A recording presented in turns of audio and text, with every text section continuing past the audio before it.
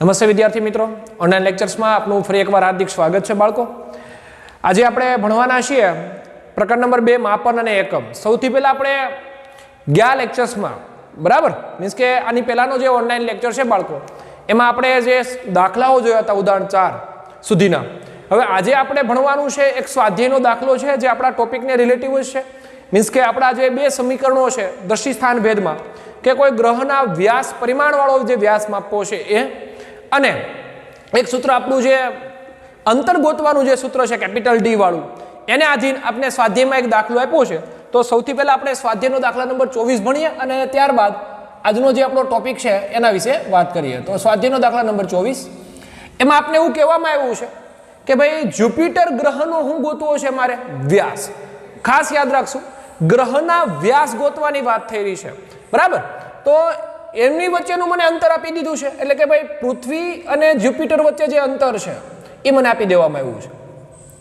પૃથ્વી અને આપણો જ્યુપિટર ગ્રહ, આ ગ્રહનો મારે સ્મોલ ડી મેળવવો છે એટલે કે એનો શું જોઈએ છે મારે વ્યાસ।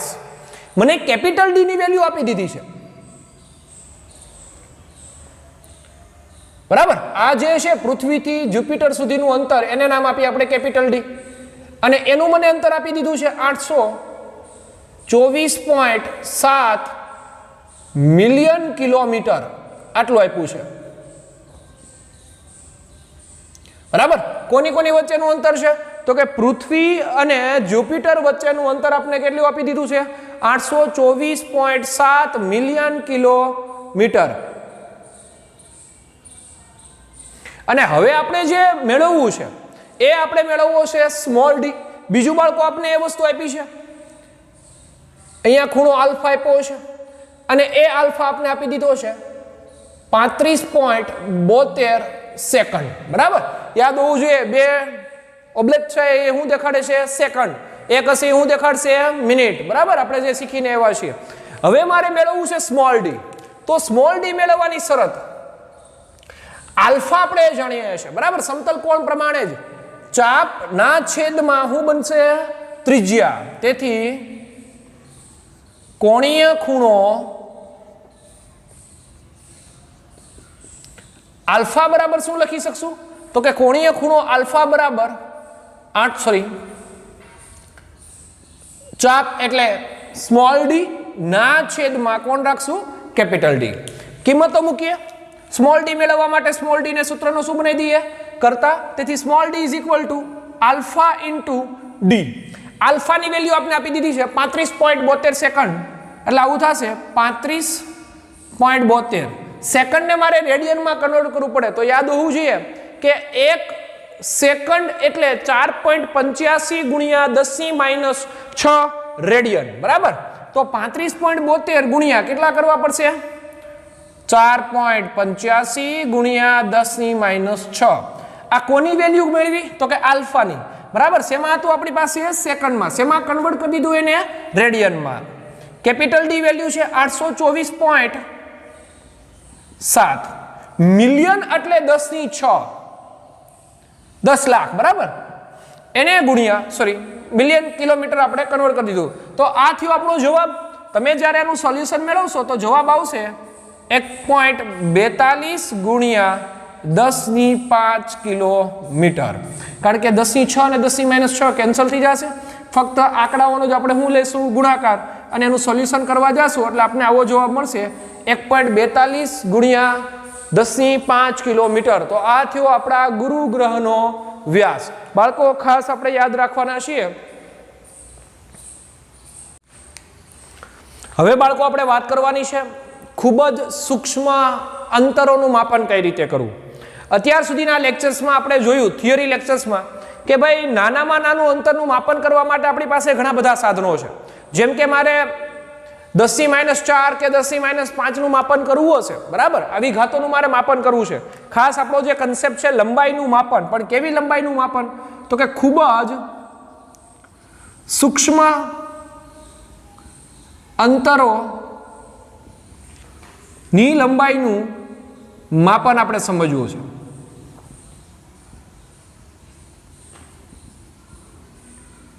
તો ખૂબ જ સૂક્ષ્મ લંબાઈની માપનનું ખ્યાલ આપણે સમજવો છે તો એની પહેલાના આપણા જે લેક્ચર છે એમાં આપણે જરાક જોયું હતું કે ભાઈ સામાન્ય રીતે 10⁻2 કે 10⁻3 મીટર સુધીનું માપન માપપટ્ટી કરે છે, પણ 10⁻4 એટલે કે એક સ્ટેપ નીચું એનું માપન કરવું હોય તો વર્નિયર કેલિપર્સ છે, અને જો 10⁻4 થી 10⁻5 નું માપન કરવું હોય તો આપણી પાસે માઇક્રોમીટર સ્ક્રૂ અને હું છે ભાઈ સ્ફેરોમીટર.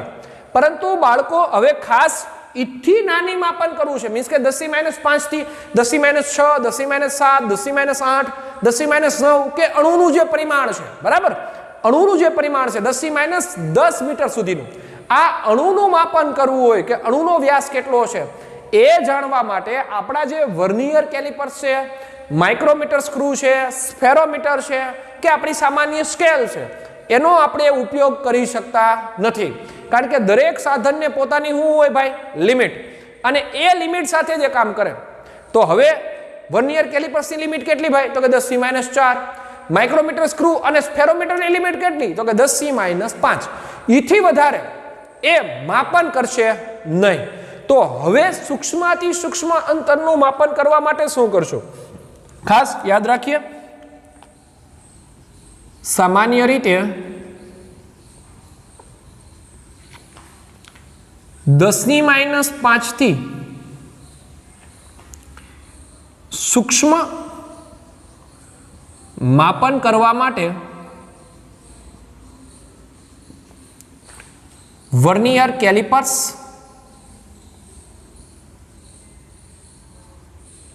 માઇક્રોમીટર સ્ક્રૂ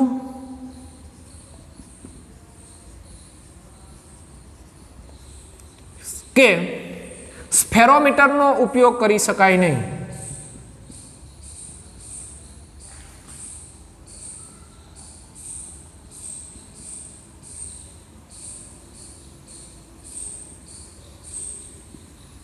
બરાબર, આનો ઉપયોગ થતો નથી. શા માટે? કારણ કે દરેક સાધનને પોતાની શું છે ભાઈ લિમિટ. પણ જો તમારે આથી નાનું માપન કરવું હોય, બરાબર, તો એના માટે આપણે ઉપયોગ કરીએ છીએ માઇક્રોસ્કોપ. માઇક્રોસ્કોપ વડે 10⁻5 થી સૂક્ષ્મ માપન કરી શકાય. કોના વડે તો કે માઇક્રોસ્કોપ. જોયું ને બધા, બરાબર, લેબોરેટરીમાં હશે આપણું સંયુક્ત માઇક્રોસ્કોપ અને સાદું માઇક્રોસ્કોપ. આ બંનેના આપણે ઉપયોગ વડે વધીને 10⁻5 થી કેટલું તો કે 10⁻6 10⁻7 વધીને 10⁻8 વડે માપન કરી શકાય. એથી વધારે માપન કરવું હોય તો એના માટે વૈજ્ઞાનિકોએ જુદા જુદા માઇક્રોસ્કોપ વિકસાવ્યા છે, અને એનો આપણે પહેલા અભ્યાસ કરશું, અને ત્યારબાદ આપણે ઓલિક એસિડની જે રચના છે એના વડે કોઈ પણ અણુનું પરિમાણ કઈ રીતે મેળવવું એનો અભ્યાસ કરવાના છે. તો સૌથી પહેલો કન્સેપ્ટ આપણે એ યાદ હોવો જોઈએ બાળકો કે જે નાનું માપન છે, બરાબર, કે ભાઈ 10⁻5 થી નાનું માપન કરવા માટે આવા સાધનોનો ઉપયોગ થતો નથી. પરંતુ જો કોઈ અણુનું પરિમાણ, હવે અણુનું પરિમાણ માપવું હોય, ખાસ યાદ રાખશું, કોઈ અણુ હોય આપણી પાસે તો અણુનું જે પરિમાણ છે એના કેન્દ્રથી અણુ એનું પરિમાણ છે 10⁻10 મીટર. હવે કોઈ મારે અણુને જોવો છે અથવા તેનું પરિમાણ માપવું છે કે હવે એની પહોળાઈ કેટલી છે, એનો વ્યાસ કેટલો છે, આ જાણવું છે, તો હવે હું આવા વર્નિયર કેલિપર્સ એવા સાધનોનો ઉપયોગથી માપન કરી શકું નહીં. એટલા માટે ખાસ કે અણુના પરિમાણ માટે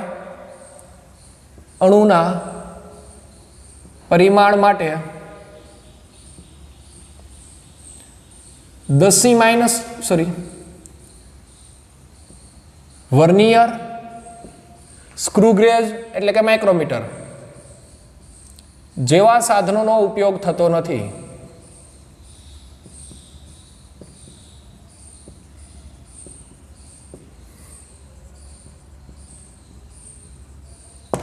બરાબર, આવા સાધનોનો ઉપયોગ થાય નહીં. તો હવે વૈજ્ઞાનિકોએ વિચાર્યું કે ભાઈ હજી નાનું મારે માપન કરવું હશે તો મારે એવું સાધન બનાવવું પડે કે જેના લીધે હું આ અણુનું પરિમાણ જાણી શકું. હવે એ જાણવા માટે જે સાધન એને બનાવ્યું એનું નામ આપી દઈએ આપણે ઓપ્ટિકલ માઇક્રોસ્કોપ. બરાબર, માઇક્રોસ્કોપનો જ પ્રકાર, પણ આપણે નામ આપીએ ઓપ્ટિકલ માઇક્રોસ્કોપ. શા માટે આનો ઉપયોગ કરવો પડ્યો એનું કારણ તો કે ભાઈ જે વર્નિયર કેલિપર્સ, માઇક્રોમીટર સ્ક્રૂ અને જે સ્ફેરોમીટર છે એની લિમિટ છે, એ લિમિટથી વધારે માપન ન કરી શકે. પણ જો મારે વધારે માપન જોતું હશે તો મારે કોનો ઉપયોગ કરવો પડશે? Optical microscope. ઓપ્ટિકલ માઇક્રોસ્કોપ શું કામ? એનું નામ જ ઓપ્ટિકલ એટલે પ્રકાશ, બરાબર. એ માઇક્રોસ્કોપમાં દ્રશ્ય પ્રકાશનો ઉપયોગ થાય. દ્રશ્ય પ્રકાશના ઉપયોગ વડે એ માઇક્રોસ્કોપ ની મદદથી આપણે સૂક્ષ્મથી સૂક્ષ્મ વસ્તુનું શું કરીએ છીએ? માપન. તમે ધોરણ 9 અને ધોરણ 10 અથવા તો ધોરણ 11 સાયન્સ જ્યારે આપણે રેગ્યુલર ક્લાસમાં બેસી અને પ્રેક્ટિકલ કરીએ ત્યારે માઇક્રોસ્કોપની અંદર કદાચ તમે જોયું હશે, જુદી જુદી જે અંગિકાઓ છે એનો તમે અભ્યાસ કર્યો હશે, બરાબર. ડુંગળીના કોષોનો અભ્યાસ કર્યો હશે. તો એનું કન્ડિશન એ છે કે એમાં ફક્ત આપણે દ્રશ્ય પ્રકાશનો જ ઉપયોગ કરીએ છીએ, બરાબર. બીજી કોઈ આપણી કોઈ વ્યવસ્થા છે નહીં. આપણે જે નીચેનો ઓલો ગ્લાસ છે એને સેટિંગ કરતા હોય છે, શા માટે? એના ઉપર બરાબર પ્રકાશ પડે અને એ પ્રકાશ વડે સ્પ્લિટ થાય. તો એ જ કન્ડિશન કે ઓપ્ટિકલ માઇક્રોસ્કોપ કઈ વસ્તુનો ઉપયોગ કરી રહ્યો છે? તો કે દ્રશ્ય પ્રકાશ. હવે સામાન્ય રીતે પ્રકાશ એ કેવી પ્રકૃતિ ધરાવે છે? તરંગ પ્રકૃતિ ધરાવે. એટલે પ્રકાશ શેના તરીકે વર્તે છે ભાઈ? તરંગ તરીકે, બરાબર.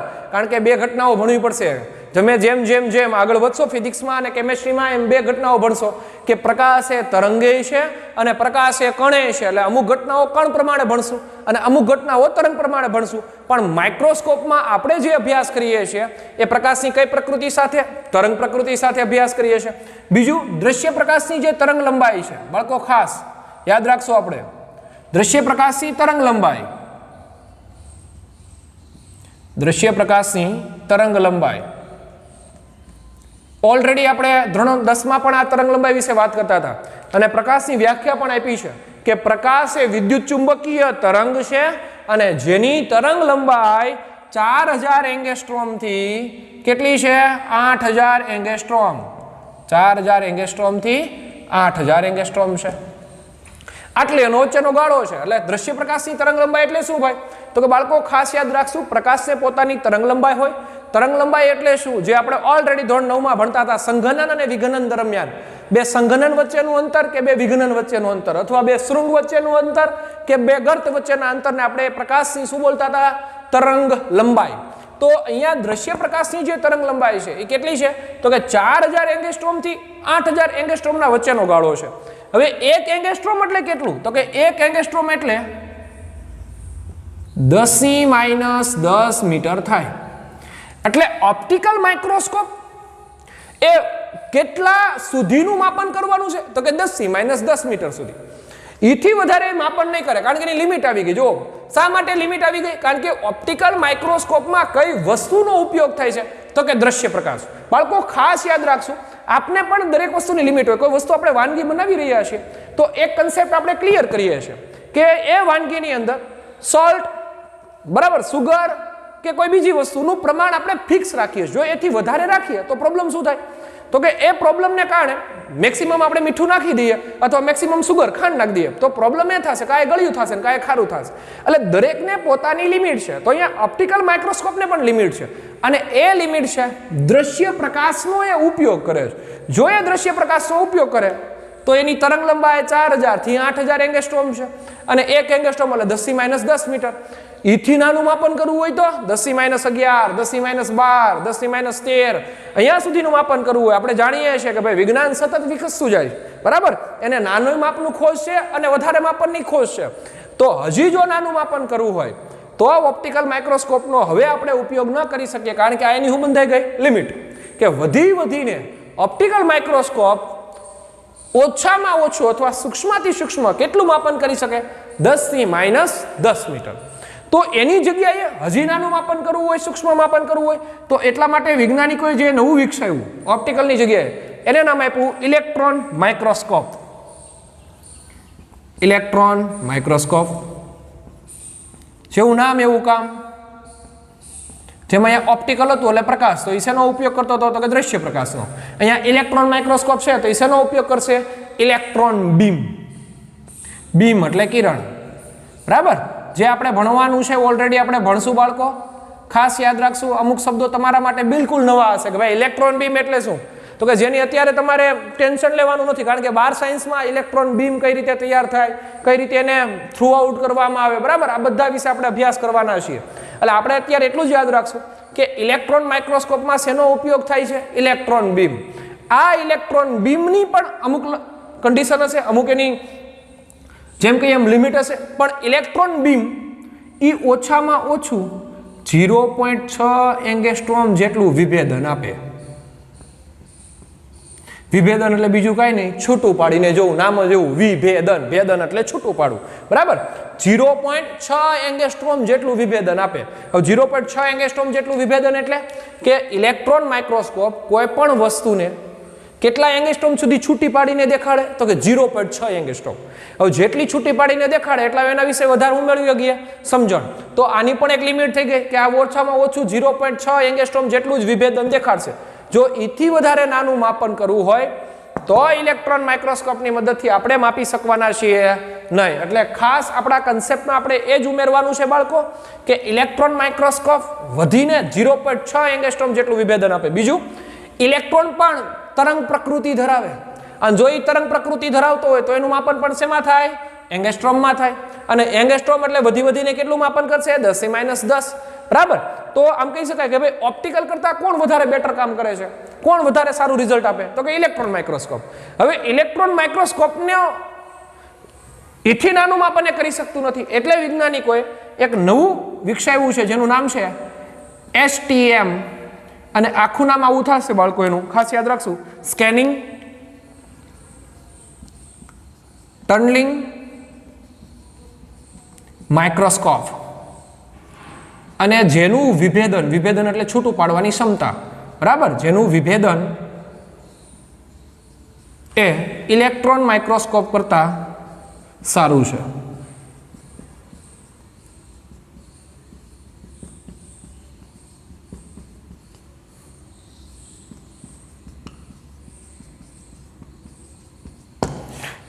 લાસ્ટ છેલ્લું જે મેક્સિમમ વિકસાવ્યું એવું બનાવ્યું STM.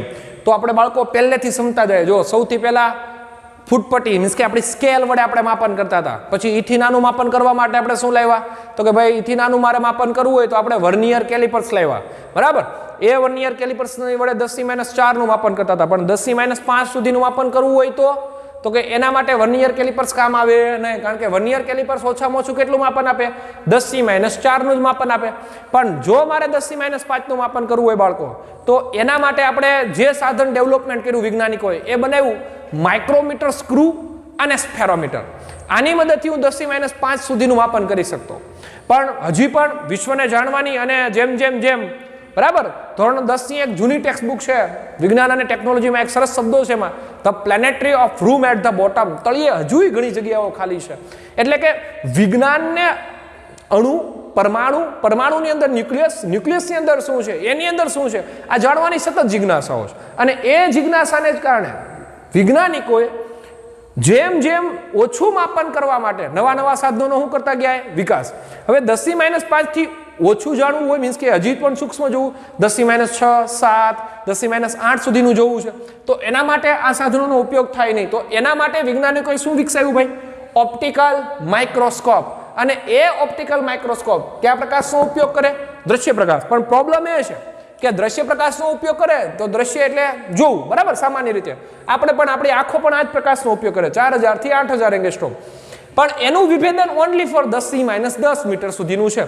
એથી વધારે વિભેદન આપે નહીં, કારણ કે એની લિમિટ બની ગઈ. તો હવે હજી પણ સારું રિઝલ્ટ જોતું હોય તો એના માટે ઓપ્ટિકલને છોડી અને વૈજ્ઞાનિકોએ શું બનાવ્યું? ઇલેક્ટ્રોન માઇક્રોસ્કોપ, જેમાં દ્રશ્ય પ્રકાશને બદલે શેનો ઉપયોગ કરવામાં આવે? ઇલેક્ટ્રોન બીમ, બરાબર. આ 1 એંગસ્ટ્રોમ સુધીનું વિભેદન આપતું હતું, પણ આ કેટલા એંગસ્ટ્રોમ સુધીનું આપવા માંડ્યું? 0.6 એંગસ્ટ્રોમ સુધીનું વિભેદન. એટલે આના કરતા આ 0.4 બેટર વિભેદન આપે છે, બરાબર. તો એનો અર્થ સાફ છે કે જે બેટર આપે છે એનો જ આપણે ઉપયોગ કર્યા. પણ હજી જો મારે અણુ અને પરમાણુ ન્યુક્લિયસનું કદ જોવું હોય, ન્યુક્લિયસની અંદર જે સંરચનાઓ છે એને જાણવી હોય, એના ગુણધર્મો જાણવા હોય, તો ઇલેક્ટ્રોન માઇક્રોસ્કોપનો ઉપયોગ કરી શકાય નહીં. એટલા માટે 2 માઇક્રોસ્કોપનો વિકાસ કરવામાં આવ્યો. અહીંયા આપણે એક જ નામ આપ્યું છે. એક છે AFM, atomic force microscope. AFM જે જૂની ટેક્સ્ટ બુક ધોરણ 10 ની છે એમાં 2 માઇક્રોસ્કોપના નામ આપ્યા છે. AFM એટોમિક ફોર્સ માઇક્રોસ્કોપ અને એક છે STM સ્કેનિંગ ટનલિંગ માઇક્રોસ્કોપ. આની મદદથી અણુના પરિમાણ ઇલેક્ટ્રોન માઇક્રોસ્કોપ કરતા વધારે સારી રીતે જોઈ શકીએ છીએ. તો આ એક કન્સેપ્ટ થયો આપણો. હવે આપણે બીજો કન્સેપ્ટ ભણવાનો છે ઓલિક એસિડ સાથેનો, કે બીજી પણ રીત છે સૂક્ષ્મ અણુનું પરિમાણ માપવા માટે. બાળકો ખાસ કઈ રીતે રીત છે, તો પેલા એની જે સામાન્ય માહિતી છે એને આપણે મેળવીએ. બરાબર, ધારો કે મારી પાસે કોઈ અણુ છે. હવે આ અણુને હું દબાવવાનો પ્રયત્ન કરું, સતત મેક્સિમમ બળ આપું, તો એક એવી કન્ડિશન આવશે જ્યાં એ દબાશે નહીં, અને જ્યાં એ દબાય નહીં ને એ એનું થયું પરિમાણ. બરાબર, સેમ જે નાના એવા ઉદાહરણ વડે પણ આપણે સમજીએ.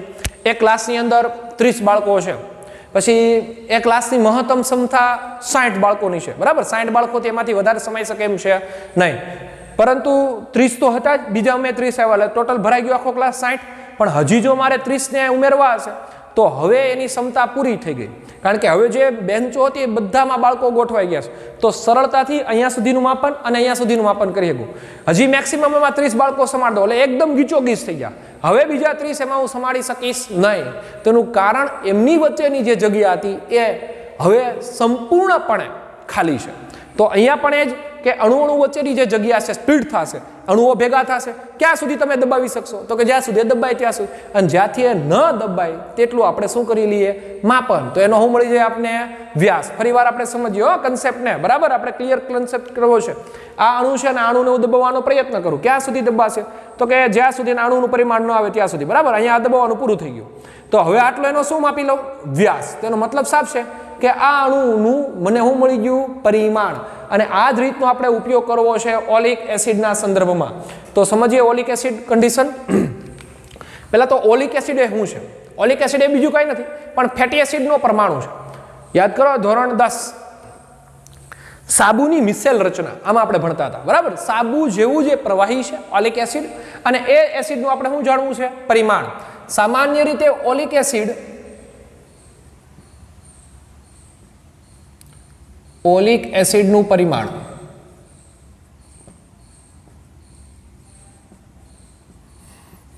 (10⁻⁹ મીટર જેટલું છે. બરાબર, વૈજ્ઞાનિકો જે તપાસ્યું કે ભાઈ ઓલિક એસિડનું પરિમાણ કેટલું છે, તો કે 10⁻⁹ મીટર.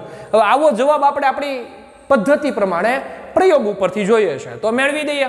હવે સામાન્ય રીતે ઓલિક એસિડ એ બીજું કાંઈ નથી, યાદ રાખશું ખાસ, સાબુ જેવું જ પ્રવાહી છે. અને આ પ્રયુક્તિનો હેતુ એ છે કે પાણીની સપાટી ઉપર આપણે ઓલિક એસિડનું શું બનાવવું છે, લેયર. જેમ પાણી અને તેલ તમે મિક્સિંગ કરો તો તેલ ક્યાં રહેશે, પાણીની સપાટીની ઉપર ને, એવું જ આપણે ઓલિક એસિડનું સ્તર બનાવવું છે. અને એના વડે એનું શું કરવું છે ભાઈ, માપન. તો સૌથી પહેલા ઓલિક એસિડનું પ્રમાણ લઈએ.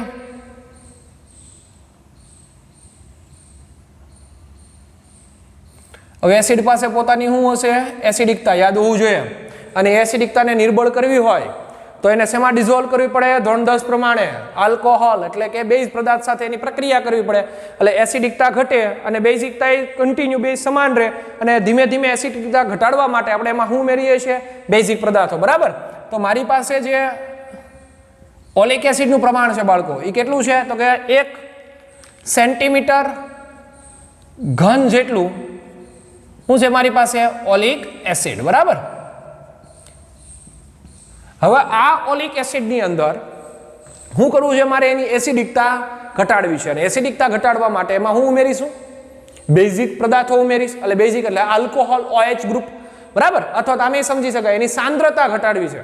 અને કોઈ પણની સાંદ્રતા ઘટાડવી હોય એટલે એની અંદર વધારે કોઈ બીજો પદાર્થ ઉમેરો, ઓલરેડી એની સાંદ્રતા ઘટે. સમજાવું, એક લીંબુ શરબત તમે બનાવી રહ્યા છો અને એ લીંબુ શરબતની અંદર ખાંડ થોડીક વધારે પડી ગઈ, એટલે જે શરબતનો તમે ટેસ્ટ લીધો એ ગળ્યું તમને વધારે લાગે છે. બરાબર, એટલા માટે તમે એની અંદર વધારે ઉમેરશો પાણી. પાણી વધારે ઉમેરવાથી ફાયદો શું થયો કે જે ઓલી સ્વાદ જે ગળ્યો હતો એ ઓછો થઈ ગયો. એનું કારણ કે જે ખાંડની જે સાંદ્રતા છે એ ઓછી થઈ. હજી વધારેમાં પાણી ઉમેરશો તો હવે આપને એ જ પાણી મોળું લાગવા લાગશે. એનું મૂળ કારણ એવું છે કે એની સાંદ્રતા કેવી થઈ ગઈ, ઓછી. તો 1 સેન્ટીમીટર ક્યુબ ઓલિક એસિડની અંદર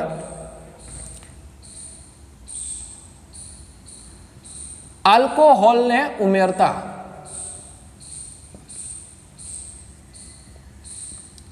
કેટલો આલ્કોહોલ ઉમેરવો, તો કે કસનળીની અંદર જ્યાં સુધી એ દ્રાવણ કેટલું ન બને, તો કે 20 સેન્ટીમીટર ક્યુબ જેટલું ન બને ત્યાં સુધી ઉમેરવાનું. બરાબર. શું ભણીએ છીએ? તો કે ઓલિક એસિડના અણુના હું ગોતું છે મારે પરિમાણ. શું કર્યું મેં? તો કે મારી પાસે અંદર 1 સેન્ટીમીટર ક્યુબ જેટલું શું છે? Oleic acid. એની અંદર હું ઉમેરીશું આલ્કોહોલ. કેટલું ઉમેરું? તો કે જ્યાં સુધી ક્યાં સુધી ન થાય? તો કે 20 સેન્ટીમીટર ક્યુબ જેટલું ન બને ત્યાં સુધી ઉમેરું. હવે આ દ્રાવણમાં બંને છે. બંને મીન્સ ઓલિક એસિડ પ્લસ કોણ રહેલો છે? આલ્કોહોલ. એટલે એક વખત તમે ડિઝોલ્વ કર્યું, એક વખત પાણી નાખ્યું ને, આપણે ઓલું ગણ્યું થઈ ગયું. એટલે તો કન્ડિશન પ્રમાણે એસિડની હું ઘટી હશે, થોડી ઘણી સાંદ્રતા ઘટી હશે. ફરીથી આમાંથી જે મિશ્રિત છે એમાંથી 1 સેન્ટીમીટર ક્યુબ જેટલું હું લઈ લઉં. તો કે બંનેનું દ્રાવણ મીન્સ જે મિશ્રિત હતું એ જ.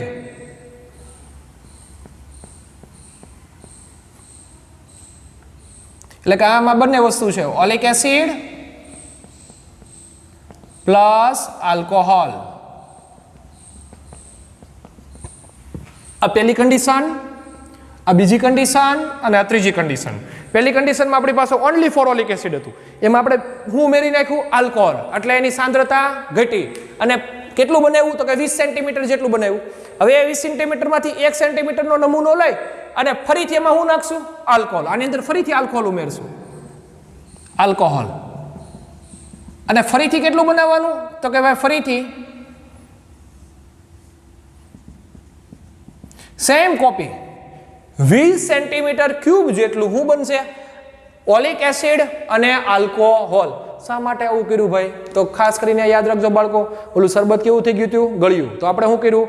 પાણી નાખ્યું. બરાબર, પાણી નાખ્યું, ફરીથી સ્વાદ લીધો, પછી થોડું કેવું લાગે છે? ગળ્યું. તો આપણે શું કરશું?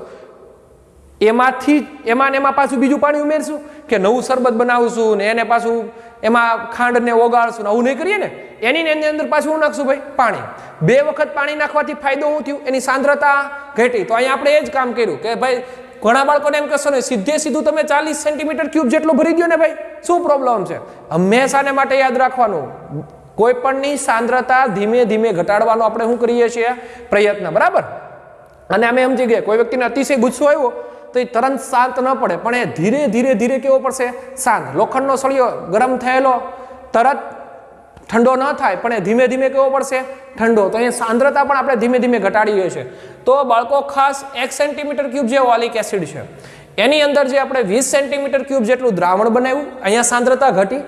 ફરીથી એ દ્રાવણમાંથી 1 સેન્ટીમીટરનો નમૂનો લઈ અને એમાં આલ્કોહોલ નાખ્યું, પરિણામે ફરીથી એની શું ઘટી? સાંદ્રતા. તો પ્રત્યેક ઓલિક એસિડના અણુ દીઠ કેટલી સાંદ્રતા ઘટી? તો ગણી લઈએ. પ્રત્યેક ઓલિક એસિડના અણુની સાંદ્રતા કેટલી વખત આલ્કોહોલ ડિઝોલ્વ કર્યો? 2 વખત. કેટલા સેન્ટીમીટર ક્યુબ? તો કે 20 સેન્ટીમીટર ક્યુબ. એટલે આવું થશે સાંદ્રતા બરાબર 1/20 ગુણ્યા 20. કારણ કે કેટલી વખત? 2 વખત. 20 સેન્ટીમીટર ક્યુબ પાછું 20 સેન્ટીમીટર ક્યુબ, એટલે 2 વખત. એકવાર 1/20, ફરીવાર 1/20, એટલે 1/20 ગુણ્યા શું થયું? 20 સેન્ટીમીટર ક્યુબ. આટલું આપણે ઓલિક એસિડની હું મેળવી સાંદ્રતા. બરાબર. એક અણુની વાત થાય છે. ઓનલી ફોર કેટલા અણુ છે? 1 અણુ. હવે આટલા જે અણુ છે એનું આપણે શું મેળવવું છે ભાઈ? પરિમાણ. અને એ પરિમાણ મેળવવા માટે એનું મારે શું મેળવવું પડશે? કદ. તો મેળવી લઈએ કદ. ધારો કે આ જે કન્ડિશન નંબર ડી છે એમાં n અણુ છે, મને નથી ખબર, મારે તો 1 અણુનું માપવું છે. બરાબર. ધારો કે ઓલિક એસિડના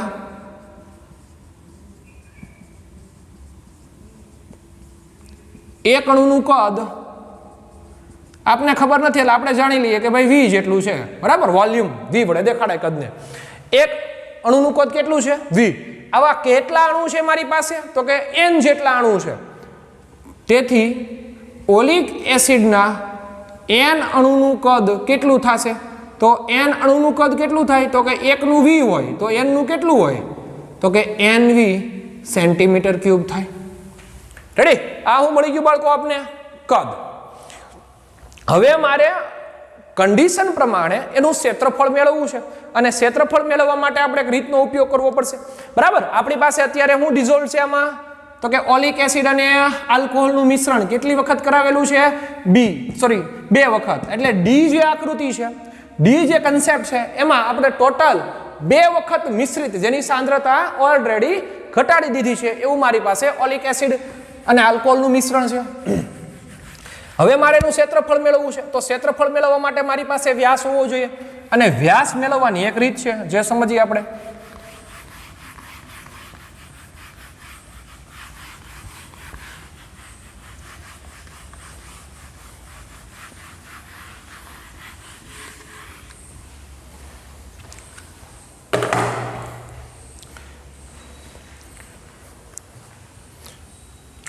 પાણી ભરેલા કોઈ પણ પાત્રમાં, આની અંદર શું ભર્યું છે ભાઈ? મેં પાણી. બરાબર.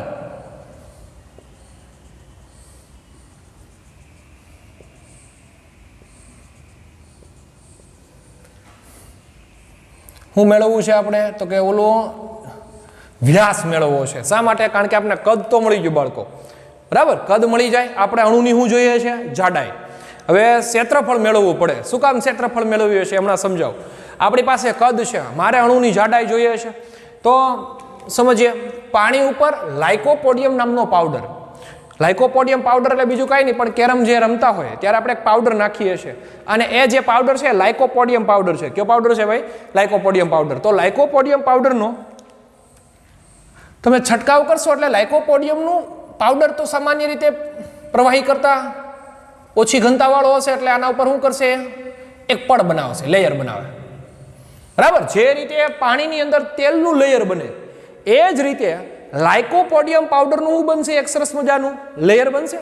હવે એ લેયરની અંદર આપણું જે ઓલિક એસિડ અને આલ્કોહોલનું જે મિશ્રણ છે આકૃતિ ડીમાંથી, એમાંથી ડ્રોપરની મદદથી, ડ્રોપર બૂંદ પાડવા માટે, જે નાના બાળકોને તમે જોયું હોય ટીપા પાતા હોય ત્યારે ડ્રોપર હોય, એ ડ્રોપરની મદદથી એક ટીપું હું શેના ઉપર પાડીશ? શેનું ઓલું લેયર બન્યું છે? તો કે લાઇકોપોડિયમનું લેયર.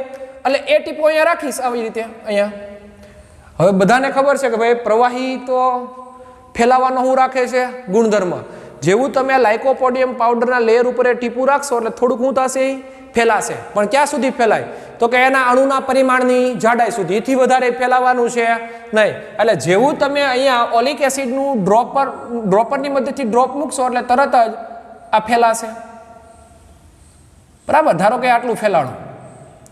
હવે એ જે ફેલાય છે ને, એનું હું માપી લઉં? વ્યાસ. અને વ્યાસ જોઈને માપી લો તો સરળતાથી મને એનું મળી જાય? ક્ષેત્રફળ. આ થયો લાઇકોપોડિયમનું સ્તર, અને આ આપણું ઓલિક એસિડ પ્લસ કોનું મિશ્રણ છે? આલ્કોહોલ. બરાબર. 2 વખત ડિઝોલ્વ કરેલું. એટલે આની મદદથી હું સરળતાથી હું ગોતી શકું છું ભાઈ વ્યાસ. અને વ્યાસ મળે એટલે શું મળી જાય? એનું ક્ષેત્રફળ. શું કર્યું બાળકો? ફરીવાર આપણો આખો કન્સેપ્ટને ક્લિયર કરીએ. તો કે પાત્રની અંદર એના ઉપર શેનો છંટકાવ કર્યો? તો કે લાઇકોપોડિયમ પાવડર. પરિણામે પાણી ઉપર એક શેનું સ્તર બની ગયું? લાઇકોપોડિયમનું. બરાબર. હવે લાઇકોપોડિયમ પાવડર ઉપર ડ્રોપરની મદદથી જેવા જ હું ઓલિક એસિડ અને આલ્કોહોલના ડ્રોપ છોડું, એટલે લાઇકોપોડિયમ ઉપર જે ડ્રોપ છે એ થોડું ઘણું પૃષ્ઠતાણને કારણે શું થશે? ફેલાશે. અને એ જે ફેલાય અને ફેલાવાનું બંધ થાય એટલે તરત જ એનું શું માપી લઉં? વ્યાસ. વ્યાસ મપાઈ જાય એટલે સરળતાથી મળી જાય એનું ક્ષેત્રફળ. તો જે કર્યું છે એને આપણે લખી દઈએ. પાત્રમાં રહેલા પાણી ઉપર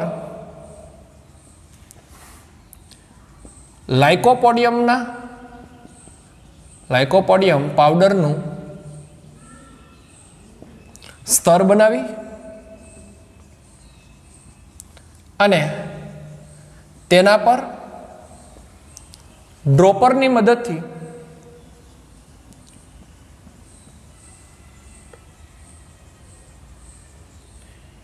ઓલિક એસિડ અને કોનું મિશ્રણ? આલ્કોહોલ. ડ્રોપરની મદદથી ઓલિક એસિડ અને આલ્કોહોલનું મિશ્રણના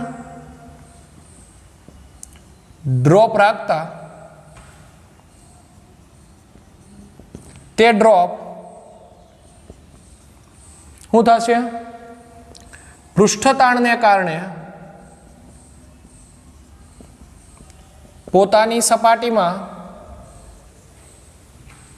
વધારો કરે.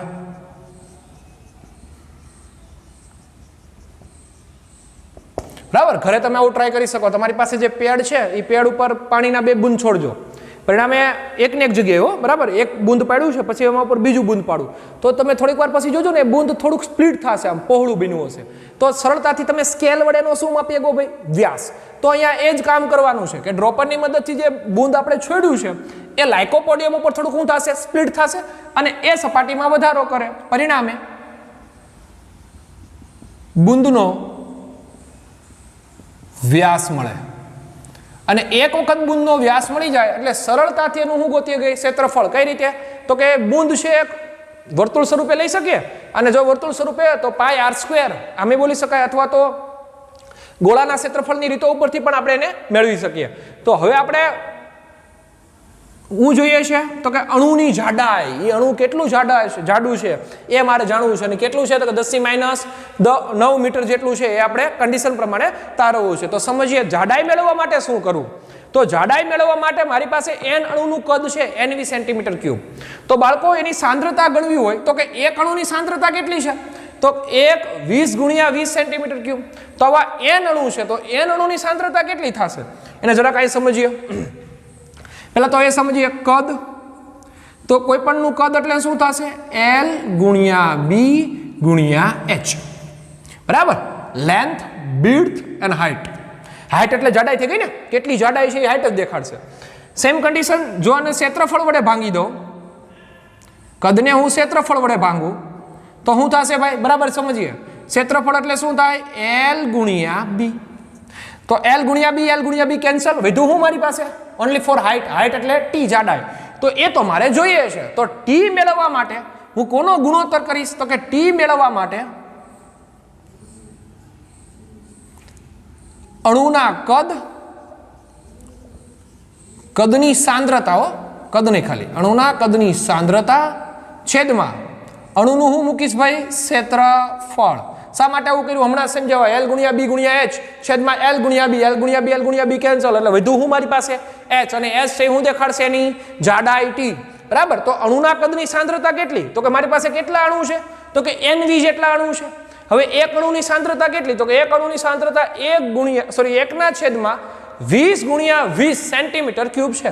તો આવા કેટલા અણુ છે તો કે n જેટલા અણુ છે. તો n ની કેટલી થશે તો કે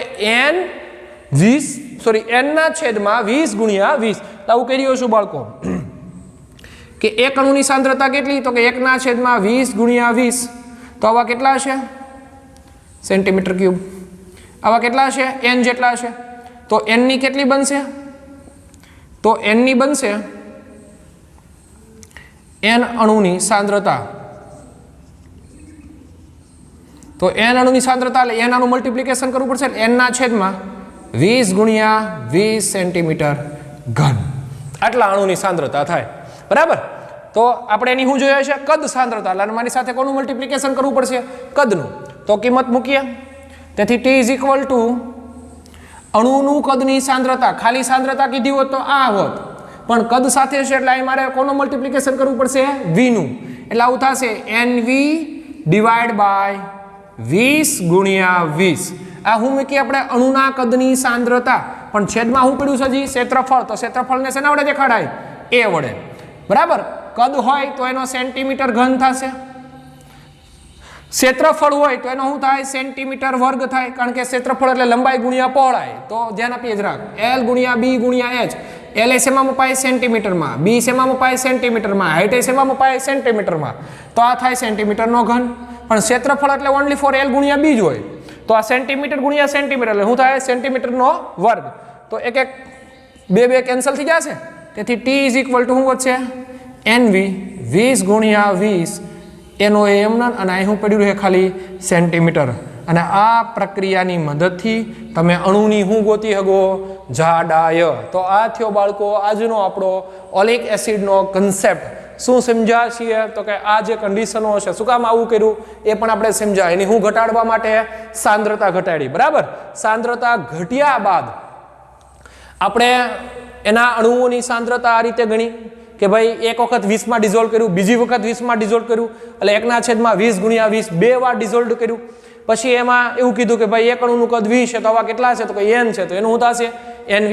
હવે કદ મળી ગયું, ક્ષેત્રફળ શું કામ મેળવું? ઘણા બાળકોને ક્વેશ્ચન છે શા માટે ક્ષેત્રફળ મેળવું? ભાઈ કદ તો છે પણ મારે t જોતો તો જાડાઈ જોઈએ, અને જાડાઈ એના ઉપરથી જ મળે. જો મારી પાસે કદ અને ક્ષેત્રફળ હોય અને બેયનો ગુણોત્તર લઉં, હમણાં જ આપણે સમજાય l × b × h છેદમાં l × b, તો l × b કેન્સલ થઈ જશે, ખાલી હું વિધો h.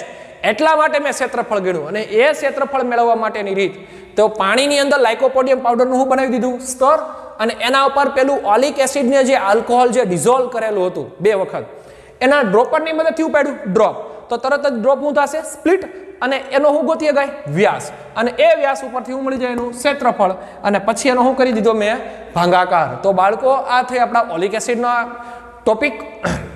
હવે પછીનો જે લેક્ચર છે એમાં આપણે ભણવાના છીએ મોટા અંતરના લંબાઈનું માપન, નાના અંતરનું લંબાઈનું માપન અને દળનું માપન કઈ રીતે થાય છે એના વિશેનો અભ્યાસ કરશું. અસ્તુ.